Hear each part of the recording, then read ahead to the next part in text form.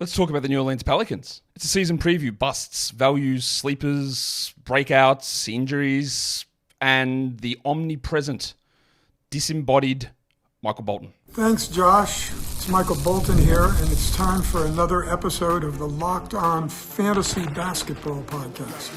Let's get to it. Let's get to it, indeed. You are Locked On Fantasy, your daily NBA fantasy podcast.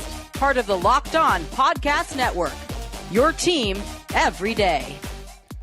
Hello and welcome to the Locked On Fantasy Basketball Podcast, brought to you by Basketball Monster. My name is Josh Lloyd, and I almost didn't record this show today. I was so distraught there were no Victorian teams in the AFL Grand Final. I'm also the lead fantasy analyst at basketballmonster.com, and you can find me on Twitter as always, at redrock_bball, on TikTok at redrock_bball, and on Instagram at Locked On Fantasy Basketball. Today's episode is brought to you by Game Time. Download the Game Time app, create an account, and use the code LOCKEDONNBA for $20 off your first purchase. Thank you also for making Locked On Fantasy Basketball your first listen every day. We are free and we are available on all platforms, so leave a comment and double bang down below. Two things before we get into the Pelicans. Number one, I have an apology to make about yesterday's Knicks season preview podcast. In the section on injuries and talking about Mitchell Robinson, I was wrong. What I said was, I think at Media Day we'll find out that Mitchell Robinson might have had another surgery and will be out until December. Turns out we found out today.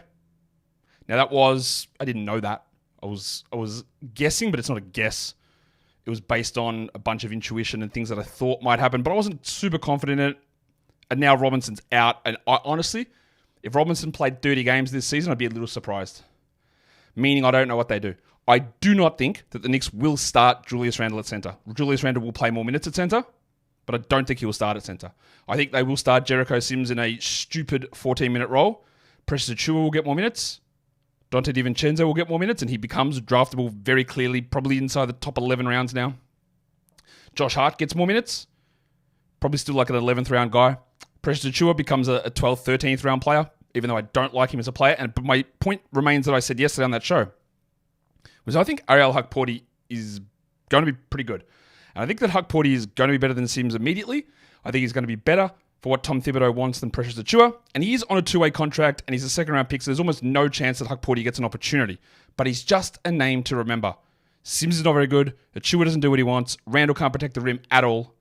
So just watch Ariel Hukporti. Do not draft him outside of 20 teamers I'm in the 30 deep draft, and I'm sure someone else will grab him, but that is who I'm, especially because I'm saying out loud, I will target Hukporti in that draft. But be aware of that. So that's that part out of the way. Apologies for saying that we'd find out in a week instead of today.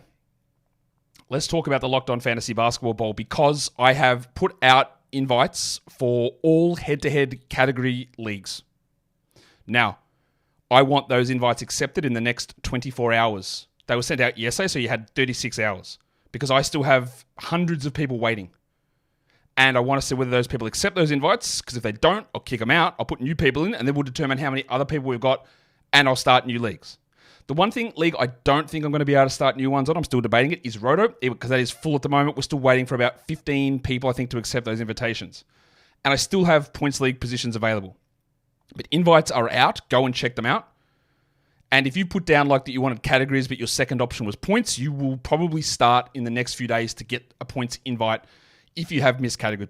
But that full 720 category league invites have gone out, and I'm just waiting to see who doesn't accept. So if you haven't got one, don't worry too much.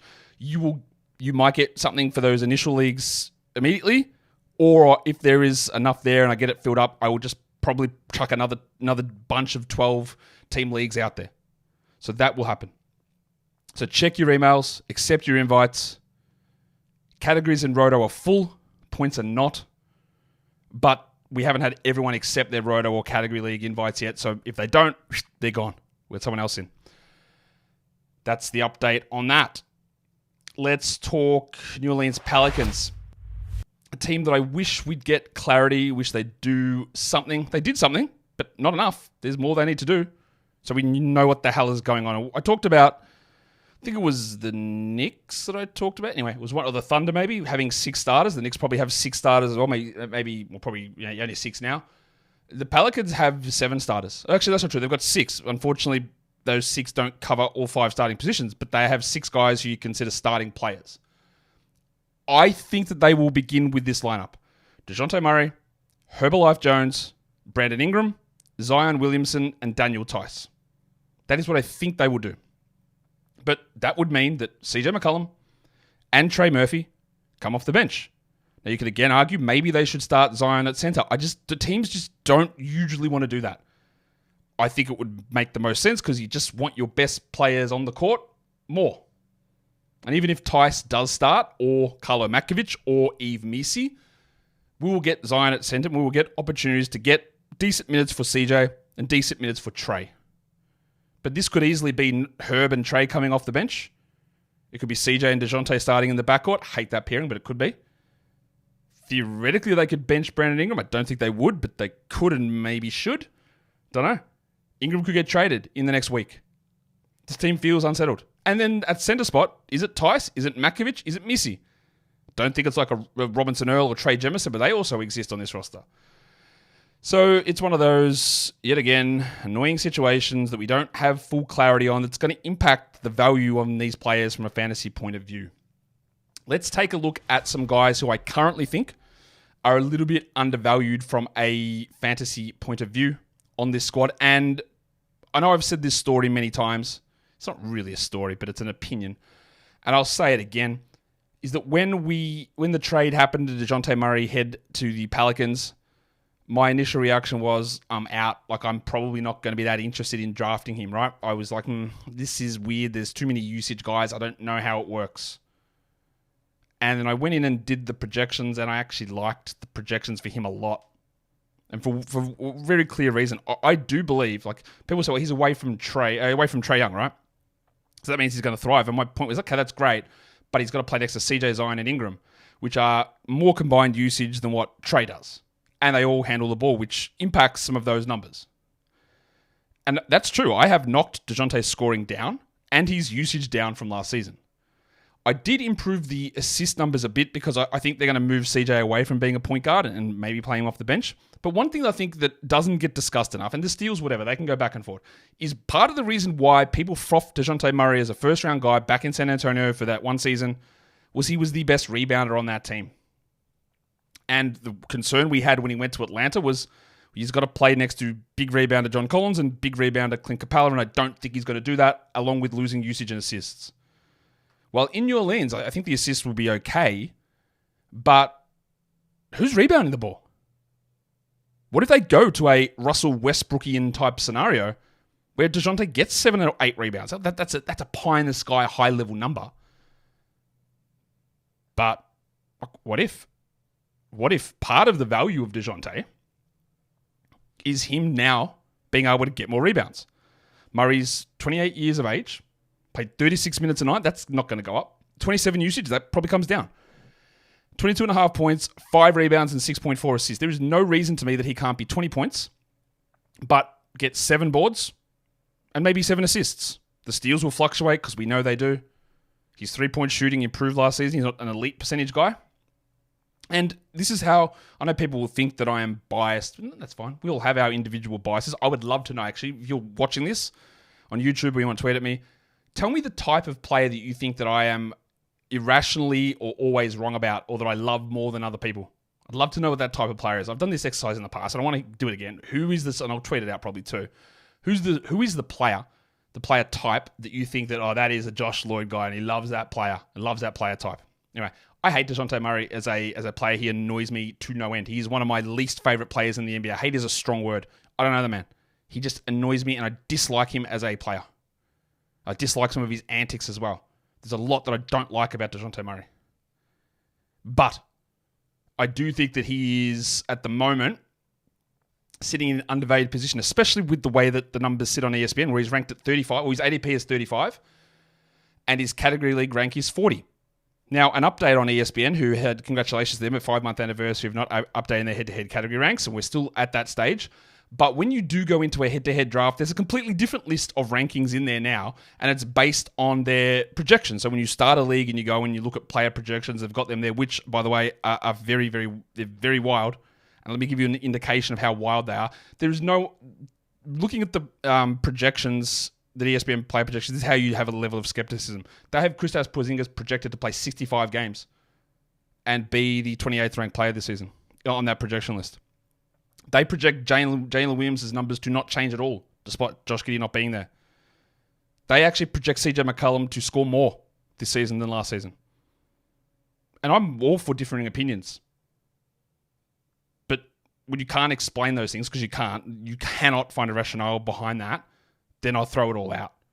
But anyway, on the updated list for categories and that projection-based ranking list, which again doesn't actually seem to use the projections to rank them, because Paolo Banchero is ranked at 40, and I'm assuming they're using straight category rankings to do it, and he's ranked at 40 odd, so that doesn't make sense either. Anyway, Dejounte's at 40. Yeah, he should be an end of the second round player, I think, even though I think the scoring drops. I also think, and we're going to talk about the biggest bird later on in the Under the Lens segment, Zion Williamson, but I am very big on Zion this season. Yes, there is a risk associated with him, and some of these rankings and ADPs bake that in categories. His ADP is 51 with a rank of 53 on Yahoo. His ESPN category rank is 67. And his points league ADP is 51 and 53 on Yahoo as well, which is crazy to me. We'll talk more about Zion later on. But the fact that Zion is pushed down to this level, again, suggests a misunderstanding of how rankings are applied. And I am probably doing a show on this because we are about to relaunch the Durant rankings on Basketball Monster, and I've been doing a lot of other work on different sorts of rankings and taking some other factors into consideration that we will talk about. That'll probably come out on Basketball Monster first, and then there'll be some sort of show about it at some point too. But Zion's bad at free throws. Oh yeah, who cares? Like, if you're in a head-to-head category league, you do not care. Like, you know how to fix this stuff and to build around it. There's a whole bunch of stuff, but I think Zion is actually a little bit undervalued at the moment, and I just, in Dan Besbris's industry 9-cat roto mock, I actually drafted Zion in like round 5 or maybe 6 in that draft, and I'll explain that on Dan's show when we get down to it, me picking him in that area. We've got more to talk about the undervalueds, guys, so today's episode, though, is brought to you by the Game Time app. Game Time. What innovators these legends are, always bringing something new to the table, and the new thing they've got at the moment is Game Time Picks. Game Time Picks filters out the fluff to show you only the incredible deals on great seats, so you don't have to waste time searching through the absolute garbage that sometimes might appear. That's no offense to Game Time, but sometimes the tickets just aren't as good value, but then they put those aside and they put the good ones at the top. Throw in the flash deals, throw in the views from your seat, the zone deals, the ability to have the all-in pricing, where you flick a little knob on the website or on the app, and then the price is shown that is the price. No added fees at checkout. It's all there, so you know exactly what you're paying as it happens. These curated deals as well in Game Time Picks, it just enables you to save time, save money, and get the best experience and the best opportunity of going to these events. So take the guesswork out of buying tickets with Game Time. Download the Game Time app, create an account, and use the code LOCKEDONNBA for $20 off your first purchase. Terms apply. Again, create an account and redeem the code LOCKEDONNBA for $20 off. Download Game Time today. What time is it? It's actually 9:45, but it is game time. All right, back to talking about more undervalued players. Because I went through Dejounte and I went through Zion. For some reason, that took a long time. I guess that's because we talked Dejounte. We talked Mitchell Robinson at the beginning of the show. I want to talk about Ken Murphy III because old Kenny is, I think, being a little underrated, especially when you talk about a site that you should never play fantasy on, ESPN. His ADP, Ken Murphy, is 134. His ranking for categories is 127. 134 suggests not draftable in a 10-team league. In points leagues, his ADP is 134 and his ranking is 141. That's almost suggesting not draftable in 12-team leagues. Now, Trey is one of those players who does, I don't think benefit's the right word, is that a traditional straight 9-cat ranking will say, well, actually, Trey Murphy was the 30th best player, which is just insane. Like, that's just not how valuations work, and that shouldn't be how we view it. And he's a tougher guy to sort of work out exactly what we're going to do with him. He's 24, he's 6'8", he played 30 minutes last season, in a season that Zion was basically healthy and Ingram was his usual self. He only had 19 usage. This is year 4 for Trey coming up. He averaged 15 points, 3 threes, 5 rebounds, 2 assists, 0.9 steals, 0.5 blocks, 44 and 82. And Murphy missed the beginning of the season with a knee injury, so was ramping up for a part of this year. Now, he's a little bit in the Andre Drummond mold, in that if the team is fully healthy, Murphy might play just 28 minutes a night and maybe he's the 120th best player. But CJ, Ingram could be hurt or traded. Both those guys could be hurt or traded. Zion could be hurt. They could go small. There's plenty of opportunities. So if I look at his projections and go, well, 31, 32 minutes for Trey is possible, it'll be because he's playing 28 in some games and 36 in others. And it's less extreme than the Drummond one, where Drummond probably plays 14 minutes a night and then 30 minutes a night when Embiid is out, averaging around 21, which makes him look good. But Trey's going to be like, okay, and then maybe awesome. And I think he just needs to do more. Like, I think he's good. I think there is an argument that the way this team is constructed, he is a much better option than Brandon Ingram. Ingram can't do anything off ball, and he doesn't need to be on ball. So there's no reason for him to be getting more minutes than Murphy. Now, that is, there's politics and all that sort of stuff associated with it. But there is a reason that teams are like, Brandon, we are not giving you a max extension if we trade for you. There's a reason for that. It's because Ingram is the number one guy, which is the only way he seems to know how to play, does not lead to a good team. Whereas Murphy, I think, does. So, yeah, I do think there is real value in Trey at those last round picks, even though there was going to be a level of uncertainty with all this stuff. His young wing teammate, Herbalife Jones, is another guy who, probably even more so than Trey, gets the 9-cat jerk. What's the 9-cat jerk? The term I just made up. It's the one where the lack of turnovers fluff someone's value to make them you think that they're better than they are. He's also got the value of most of his numbers coming from steals, making him look like, well, he's a top 50 player. Well, he's not. Very obviously, I think very obviously. But I still think that when you look at Herb on ESPN, with an ADP of 133 for category leagues, that doesn't make sense. Now, of course, the ADPs, as that just didn't come up on the screen, apologies for that, with the ADPs are across both formats, so that's taking a lot of points league stuff in there. But Herb is better than that. And I'm not a gigantic Herb guy as a fantasy player, analyst, whatever. 14 usage last season, 31 minutes. That might be hard for him to go higher than. He's improved his shooting. He shot 87 from the line with 50 from the field, which is amazing. His value is in 1.4 steals and 0.8 blocks. And 1.4 steals actually for Herb, we talk about steals and regression, I feel that's almost more likely to go up than go down. Because he's a very good player defensively. Like, that could easily go up. Could 1.5 threes become 2? He's never going to get rebounds and assists, and he's not going to be a scorer. But that 130 mark suggests, again, that you're not even considering him in a 12-team league or a 10-team league, which is clearly garbage. He is a really good defender who's improved his shooting and percentages. There's limited upside, clearly, I think, with him. But I do think that he is being undervalued, as the headline would say. Overvalued players. Who sits on that? Well, given my rhetoric, if that is the correct term here, I think you'll know who I'm going to have on this list, and one of them is Christian James McCollum. Now, I can criticize McCollum a lot, and I do. One thing I won't criticize CJ for is the CBA, which is just some of the more uninformed opinions that you will ever hear about the fact of what CJ's done and killed. It's garbage. It is just not true, and I cannot stress that part enough. And it is true that I am usually down on CJ, and there are times when he beats my projections, and there are times when I'm correct, that he's not that good. And last year I was pretty down on him, and he was much better than I anticipated. Absolutely. Without question, he was. He did it on stuff that I wouldn't have felt comfortable trying to project, and I'm always going to get things wrong like that, and that's okay. I accept that. He's ranked on ESPN's new updated rankings for categories at 54. Like, excuse me?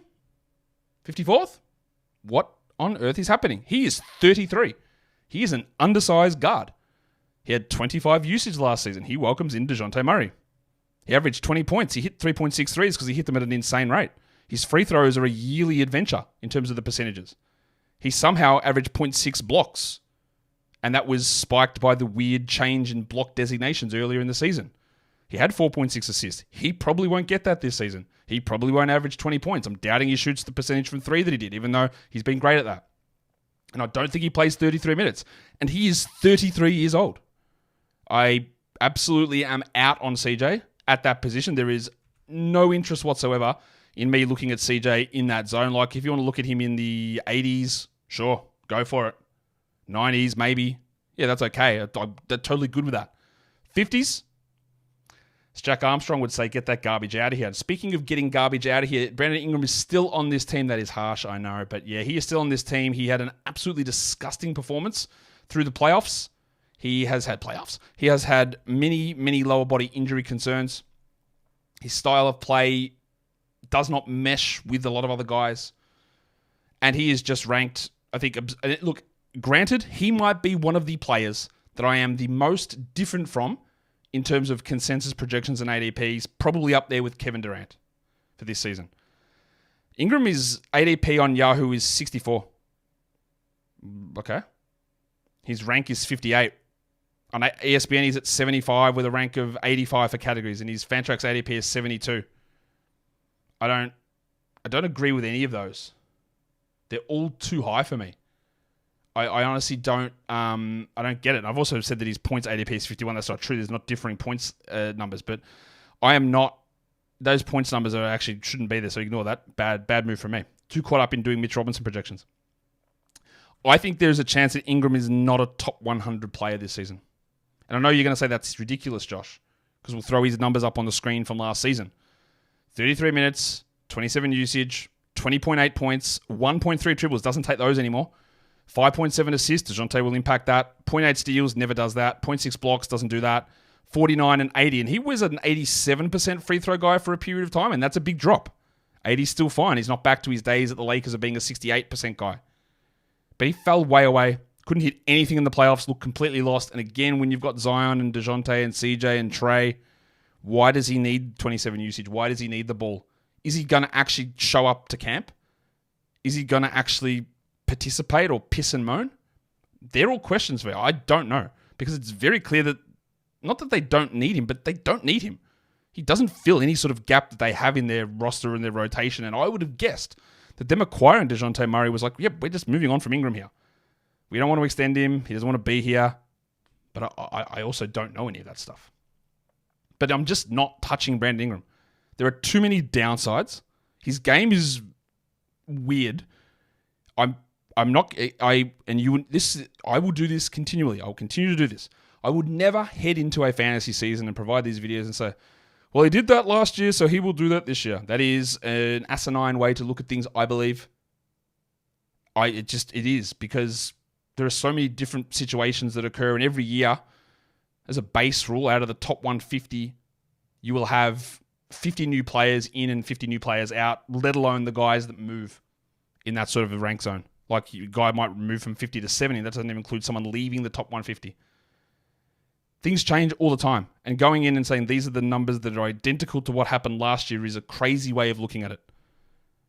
We all will love to see a proof of someone doing something, but I don't think we should just be banging. Now, I could be wrong on this. Ingram might come and do the same thing again. But the way that I see it is that I don't think he will. And I'm just not interested in drafting him. And while I said I liked the value of Herb Jones from a category perspective, I hate the value of where he sits in a Yahoo Points League. His ADP and ranking on Yahoo are 99, and you do that in a Points League, and that is a bad decision. That is your 8th pick, basically, and that is a terrible, terrible decision to pick Herb Jones in Points Leagues at that spot, and that is why understanding your league and your format is so key to having success in fantasy. Today's episode is also brought to you by FanDuel Sportsbook. The NFL season is off and running. The Dolphins are losing quarterbacks at an astronomically quick rate. But that's fine, because FanDuel's here with a big return of the NFL and a big return for you with America's #1 sportsbook. In the middle of the game, you might see Skylar Thompson go down and go, who's next? And I've been reliably informed Tyler Huntley is coming up. So you can go check out his stats. You can view live play-by-play data. You can get so much more on FanDuel on the same page where you place your in-game bets. You'll get started with $200 in bonus bets guaranteed as a new customer when you place that first $5 bet at FanDuel. So go to FanDuel.com right now and don't forget to gamble responsibly.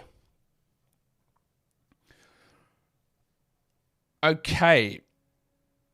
I've been reliably informed by Andrew Dillon's wife that not to get too excited about Brandon Ingram's value. She wouldn't know anything, of course, about what might be happening in the future, but she said just don't get too excited about his value. So just in case you're wondering about what Andrew Dillon's wife has to say on stuff.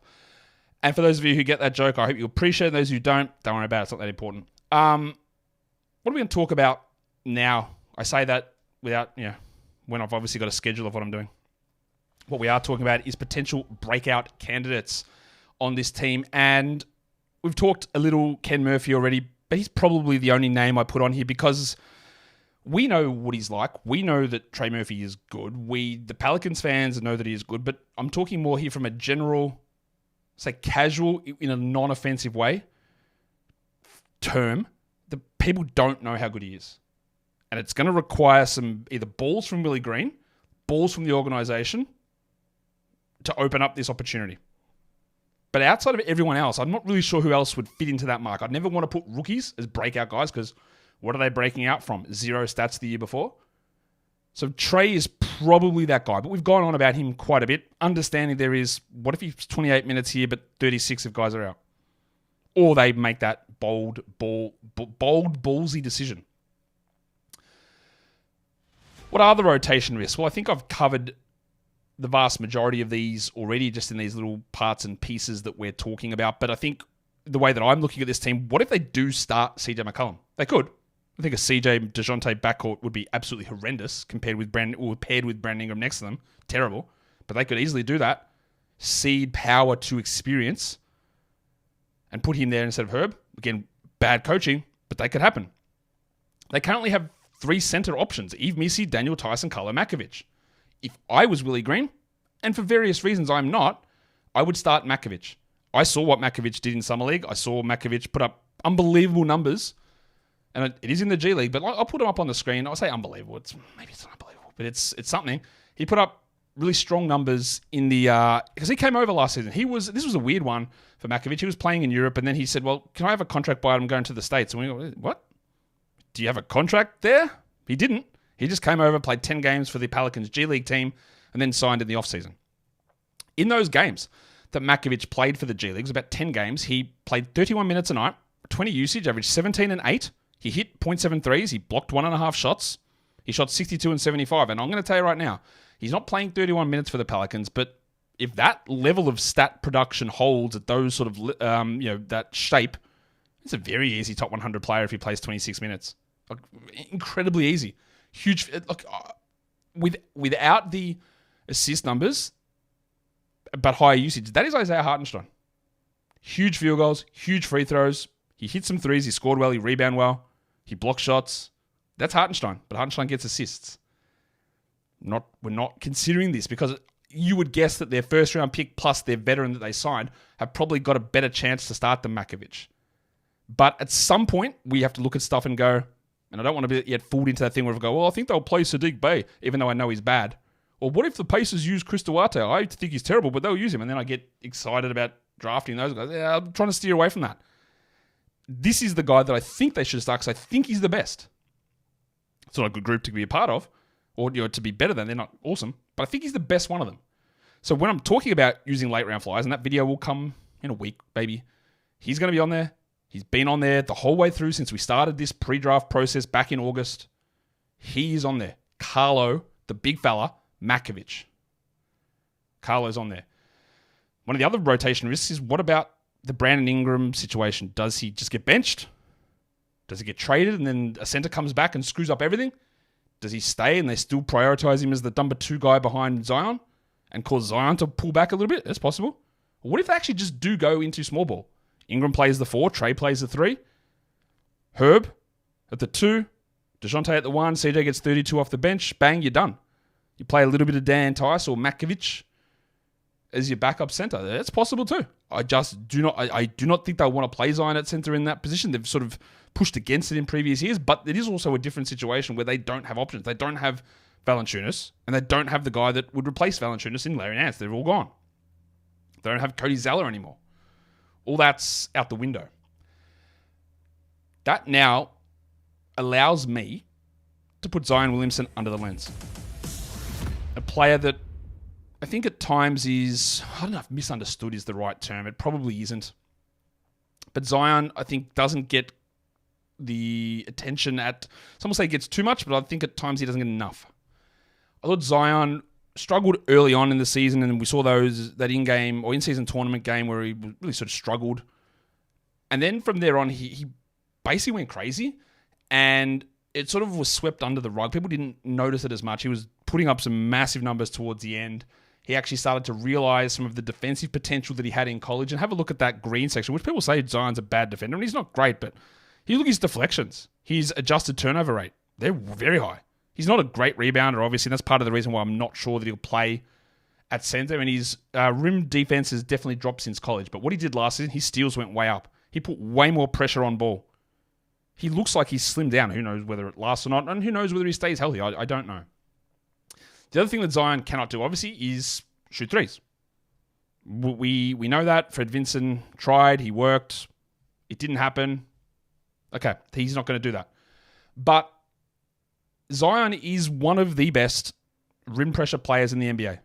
And they took the ball out of his hands to begin the season, and it was pretty stupid. But then, towards the end of the year, they put it back. And you can see, he's got high level of offensive rebounds, high level of offensive load, but his creation numbers and passer rating numbers, or his creation in particular, it could be higher. He could do more. His true shooting, really high. His best offensive comp, Giannis. Very interesting. Let's take a look at some of Zion's numbers, the big fella.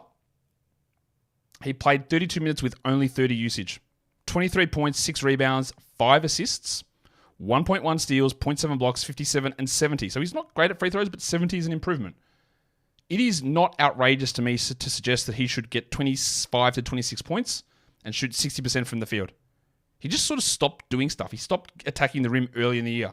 He sort of was passive and let Ingram do his thing. And then second half it switched and he became more awesome. He started getting more steals. And he could do a lot more than this. Now, maybe I'm all wrong on this, and a lot of this stuff of him not attacking the rim as much and him not having as much usage was a way to preserve health that is possible. But I also saw the second half of the year. I saw him improve. If we look at this graph here, and this is a sign of a little worry. That's the Darko rim field goals per 100 possessions number. You see how high the number was early in his career. And then the last 2 seasons, his rim attempts have dropped. And part of this is this line, or these dots here is about projection. That's what Darko is. It's what's happened, but also a little bit of forward projection. So they're not projecting him to get back to that high level of rim attempts. And the second one on the right-hand side there is just his field goal percentage at the rim. And you see also that he's had a weird sort of run, where he's low, then high, then very high, then low again. But he can be better at the rim. That year 4 for him was an unbelievably high rim finishing season. I think he can actually improve from what he did last season and get back to it. The Basketball Index headshot plot here, on the y-axis, we're talking total offensive load percentile, and the x-axis is his rim shot creation. So how good is he at getting a shot at the rim? You will see that at the 100th percentile mark in rim shot creation is Zion. And I've put a bunch of different players here with him. The guy who's closest in terms of creating shots at the rim is Shea. And Zion's better. And that's what we know that Shea does. The difference is you can see the percentile of how much offensive load he's carrying. Shea's up there at about 98, and Zion sits at about 92, 92nd percentile. The other players on this list, the other guy up the top there is LeBron James. So Zion's got better rim shot creation than LeBron, but lower load. You got Brandon Ingram, who is well down in rim shot creation, under 85th percentile, yet larger offensive load than Zion. The guy next to Zion is Alperen Şengün, whose rim shot creation is pretty good, not as good as Zion's, and his offensive load's about the same as Zion. And I think Şengün could do more. On the very left-hand side is Scott Barnes, whose rim shot creation numbers are low, but his offensive load is in a similar number. And I put him there because his fantasy projections come out as a similar profile. And then the other one down the bottom there is CJ McCollum, whose you'll see rim shot creation numbers very low. And offensive load also quite low. So I'm very much down on CJ. His offensive load was low last season. I think it gets worse this upcoming season. So Zion is awesome at doing what he does. He just didn't have the ball enough for my liking. To have Ingram above him, and for him to do your rim creation stuff at the same level as Shea, but not get the ball as much, is a little bit frustrating. In terms of the shape of Zion from a fantasy point of view, the names that come out there are Şengün, Shai Gilgeous-Alexander, Scott Barnes, and RJ Barrett. This is not a perfect situation. Zion's that thick blue line. but we're talking about guys who have some free throw issues, not high volume 3-point shooters. Shea's obviously a better steals guy, and Barnes is a better block guy, but it's about like good points, good rebounds, good assists, some okay defensive numbers, and some really strong field goals.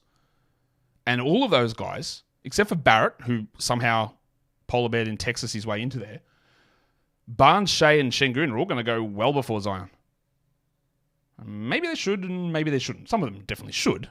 But I think also, again, I think we're undervaluing Zion Williamson just a little bit at this point. Just a little bit. Let's take a look at where we have injury concerns on this team. And there's a few of them. And one of them is Zion Williamson, because he's had multiple injuries, foot issues and knee issues, and then the hamstring issue, which cost him the playoffs again, even though he was healthy during the regular season. And it is a concern. And that is part of the reason why I like getting Zion in the 50s, even if I think he's better than that, because there is a risk with a recurrent hamstring problem. That's a problem. Absolutely. Brandon Ingram is I can't even pinpoint what Brandon Ingram's issue is. There's always something. He seems to be one of the slowest healers in the NBA. There seems to be, and I don't like these reports as a one-off, but there are too many of them to not think there's something is happening, of a leaked report of team, management, coach, players going, why is this guy not playing? Like, if it's a one-off, you go, you don't know, you're not in this guy's body. Right? It's very hard to say that, but when it comes out multiple times, then you get to this voluntary camp that they had and he didn't show up for that. And there's got to be like a level of, it feels like there's a level of disconnect between the organization and his teammates and what and where Ingram is. Throw onto the fact that there's always something that crops up with his lower body. That's a concern. Part of another reason why I'm just not as interested in him. They also signed a guy that whenever you look on Basketball Monster and you go look at your per game numbers from the year before, there's always one random guy who played like 10 games, who had an insane 10-game run and put up big numbers and is the 60th best per game player. You go, what is this? And last year there was two of them. One of them was Scottie Pippen Jr. And the other was Javonte Green, who took the starting job away from Patrick Williams. That news also broke there that Patrick Williams suffering foot pain. And you have to think that he's in doubt for the start of the season, moving Matas Buzelis into the, hey, let's take a flyer and see what's going on here scenario. Green is 31. He's got bung knees. He's a 6'5" guy that plays at power forward. He's a low usage player, but what he is a very high finishing guy, 60%, 77 from the line. Good steal and block guy, strong rebounder in limited minutes. It would take injuries and him being healthy to have any fantasy impact. And that knee is a consistent issue. But he's one of those guys, and there's a player that I'm trying to think of, and I can't think who it is, of the guy that just always, when he would play, you go, this guy's good. And who's the guy? He went to play for Houston. Who did he used to? I think it was Brooklyn and then maybe to Houston. And he was just always this guy where you go, oh, he's doing good stuff. And he could just never sort of figure it out. And that's a little bit where I feel with Javonte, who's hustle and works hard and does dirty stuff, not dirty stuff, like does the dirty work. But it's never going to be consistent, it doesn't feel like. So that's our level of concern there on those injuries. Let's take a look at the Pelicans and their schedule for fantasy basketball. They've got 50 quality games. That sits in the middle. They've got, unfortunately, the most back-to-backs in the NBA, which is a downtick against Brandon Ingram. It's a downtick against Zion. It's probably, honestly, a downtick against CJ and even Trey, who's coming off that knee surgery. Also, remember, Trey Murphy, 82 games the year before, knee surgery the next season. Not saying they're related, because they're not. It's saying that 82 games does not correlate into 82 games. They've got 15 maximum game weeks, and their playoff schedule is something that I haven't talked about. It's not as much of an issue for me as the Mavericks one. And the reason I talk about the Mavericks one so much is because Luka Doncic is a top 3 player. And I do not want a top 3 player having a 2-game playoff week. But the Pelicans do have a 2-game playoff week. If you finish when I finish, March the 23rd, you don't have to finish at the same time as me. We can do it at another time, babe. It's fine. March 23rd is when I finish my leagues. They go 4-2-4. That 2-game week in semifinals is actually not great. But I'm not that worried if it's my 5th round pick or my 3rd round pick on Dejounte or my 12th round pick on Brandon Ingram. I'm not as worried, but it is a factor. If you finish March 30th, it's a 2-4-3. That's horrendous. 9 games total. The 2-game week in the first week's okay. You hope you get a bye there. But after that, it gets better. Yahoo default 4-3-3. ESPN default 4-3-3-4. Better. Not great, but better. But that 2-game is a factor. I will pay more attention to 2-game weeks in round 1 and round 2, but I'm not going to deny that is a problem, the 2-game week. Of course, for Roto, that doesn't matter at all. Let's talk about young guys on this team under 23 years of age. There's only 2 players on this roster who are under 23. And I won't say they're necessarily super high potential guys. Yves Missi and Jordan Hawkins. We'll talk Missi because people will look at him and say, well, he was their first round pick, that maybe he gets first crack at starting. I do not think that Yves Missi is remotely ready for that. My Bazemore metric has him only as a top 200 guy. I think he's got really strong potential to be a good shot blocker. His low wingspan's a little concerning. He's 20. He's 6'11". He had 22 usage in college, and he will probably never touch 14 usage in the NBA. He had 11 and 5.5 rebounds, 1.5 blocks with 61 and 61 field goals and free throws. But I watched him at Summer League. He was out of position. He doesn't have any clue what to do whatsoever offensively. And as much as I like his rim protection, I think he's an absolutely horrific fit with Zion. Because you do want someone to be able to protect the rim and to grab some rebounds, and he's not that good at rebounding. But offensively, that he is going to stand where Zion wants to be. That is a terrible... someone like Daron Holmes, RIP to his Achilles this season, would have been perfect. Getting a Khalil Ware for the Pelicans here, perfect. A shot blocker who's athletic, who shoots, gets out of the way. Would have been unbelievable. This guy, the fit is horrendous to me. Now, you don't draft for fit, obviously, as a general rule in the draft. But when there are players who are at that same spot who are very similar, Daron Holmes, surely you just take him. I don't get this fit at all. I think Missi might be able to be a solid player at some point, but he's a long way away, and it doesn't make sense with Zion. The other guy on that list of young players under the age of 23 was last year's lottery pick. And this is maybe where me and old Dave Griffin have some differences in opinions, because I did not believe in drafting Jordan Hawkins at that spot last year either. Hawkins came out, and I don't know why that's got a picture of Trey Murphy there. That shouldn't. Apologies for that. I realised the graphic didn't change. That's an L for me. Started last season, he had a few good games with people saying that he should have been the top 5 pick and he's going to win Rookie of the Year and be all NBA, all rookie first team, and obviously not. That was when everyone was injured, and he put up some really strong games and it fell away.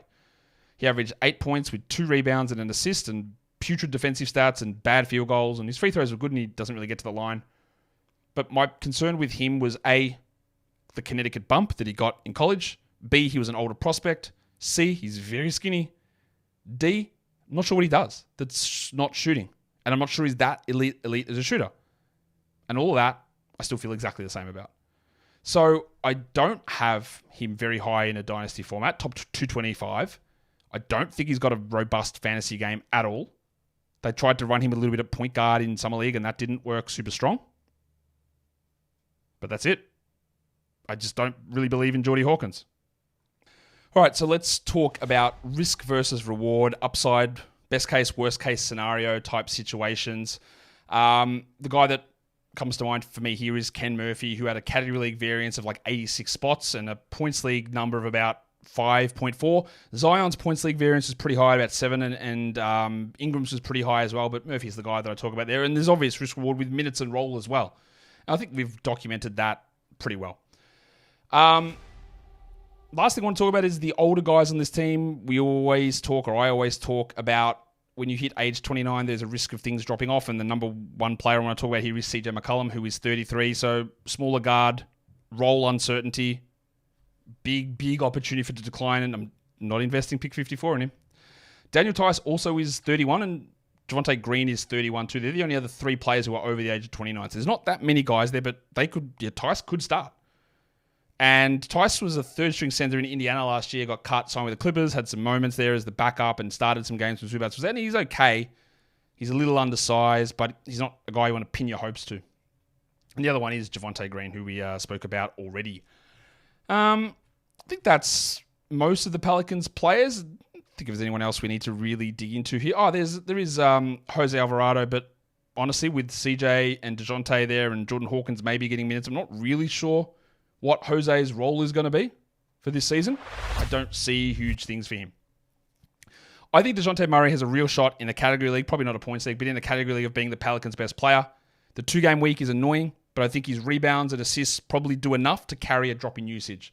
I think Zion's underrated. I think if you're getting him in round 5, you're happy with that.